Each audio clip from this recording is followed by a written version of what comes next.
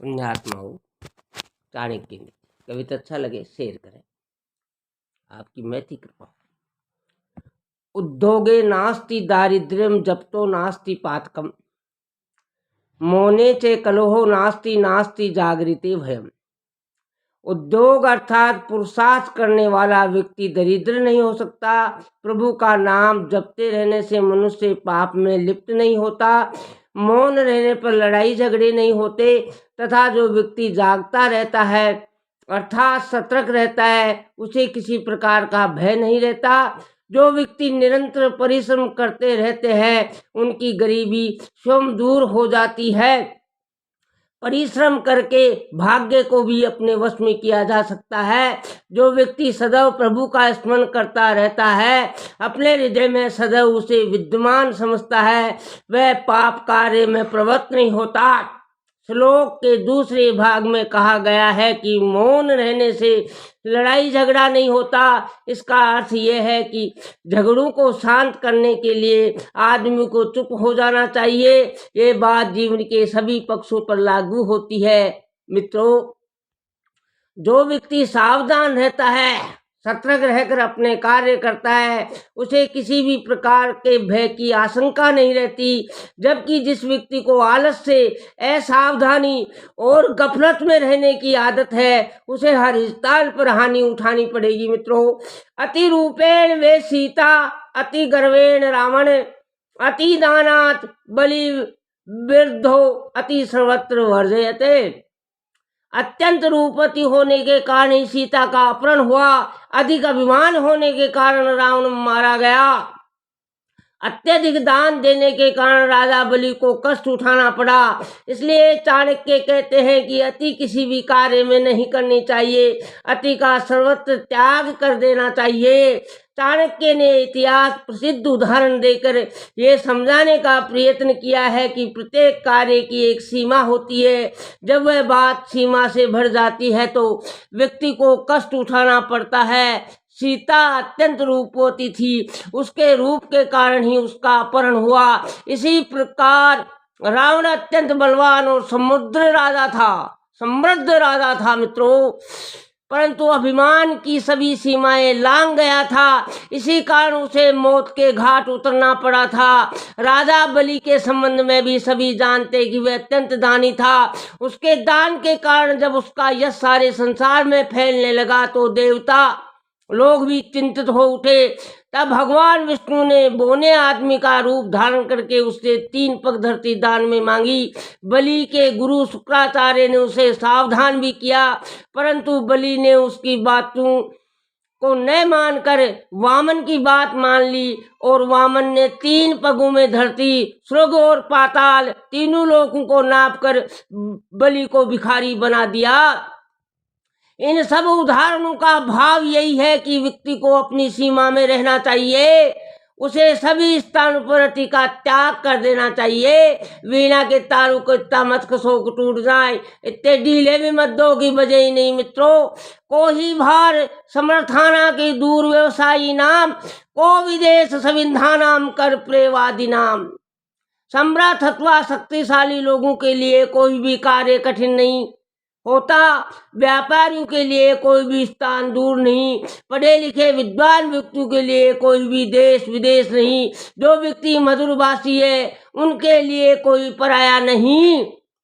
जो लोग शक्तिशाली है अर्थात जिनमें सामर्थ्य है उनके लिए कोई भी काम पूरा कर लेना कठिन नहीं होता। वे प्रत्येक कार्य को सरलता पूर्वक कर लेते हैं। व्यापारी लोग अपने व्यापार की वृद्धि के लिए दूर दूर के देशों में जाते हैं, उनके लिए कोई भी स्थान दूर नहीं। विद्वान व्यक्ति के लिए कोई भी देश प्रदेश नहीं, वह जहाँ भी जाएगा उसका विद्वत्ता के कारण वहाँ भी सम्मान होगा। मित्रों, इसी प्रकार मधुर भाषण करने वाला व्यक्ति पराये लोगों को भी अपना बना लेता है, उसके लिए पराया कोई भी नहीं होता, सब उसके अपने हो जाते हैं। एकानपि सुर्वेक्षण पुष्पितेन सुगंधिना वासंती तदनम सर्व सुप्रयत्न कुलम। तथा जिस प्रकार सुगंधित फूलों से लदा हुआ एक ही वृक्ष सारे जंगल को सुगंध से भर देता है, उसी प्रकार सुपुत्र से सारे वंश की शोभा बढ़ती है, प्रशंसा होती है।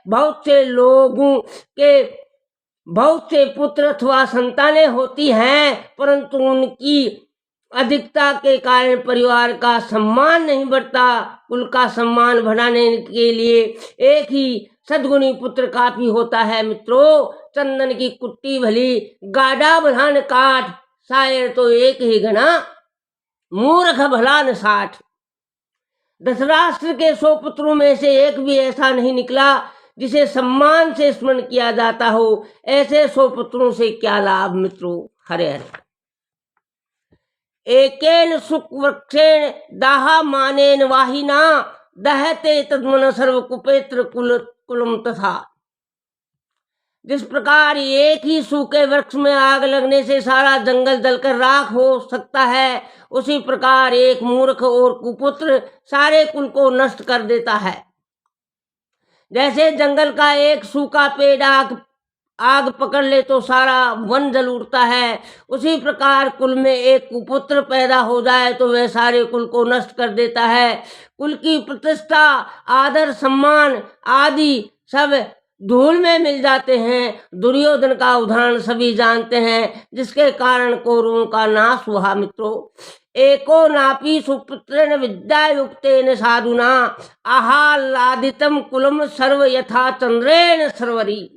एक ही पुत्र यदि विद्वान और अच्छे स्वभाव वाला हो तो उससे परिवार को उसी प्रकार खुशी होती है जिस प्रकार एक चंद्रमा के उत्पन्न होने पर काली रात चांदनी से खिल उठती है मित्रों।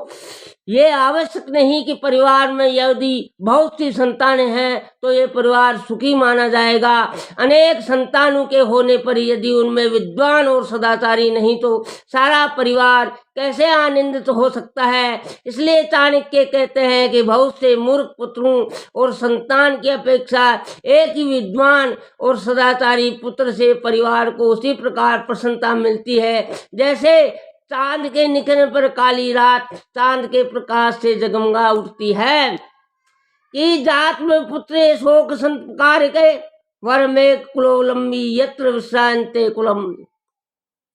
दुख देने वाले, हृदय को जलाने वाले बहुत से पुत्रों को उत्पन्न करने से क्या लाभ। कुल को सहारा देने वाला एक ही पुत्र श्रेष्ठ होता है, उसके आश्रय में पूरा कुल सुख भोगता है।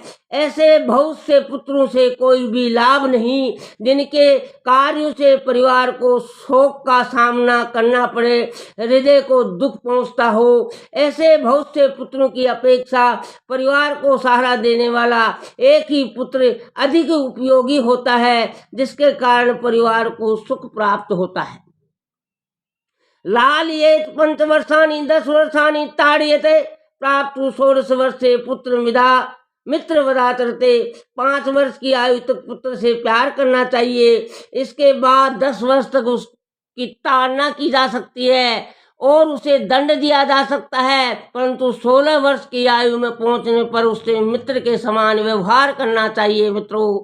5 वर्ष की आयु तक के बच्चे के साथ लाड दुलार किया जा सकता है, परंतु अधिक लाड प्यार करने से बच्चा बिगड़ सकता है। इसलिए यदि बच्चा बिगड़ता है तो 10 वर्ष की आयु तक उसे दंड दिया जा सकता है, उसे डराया धमकाया जा सकता है, परंतु 16 वर्ष की आयु तक पहुंचने पर उसके साथ इस प्रकार का व्यवहार नहीं किया जा सकता।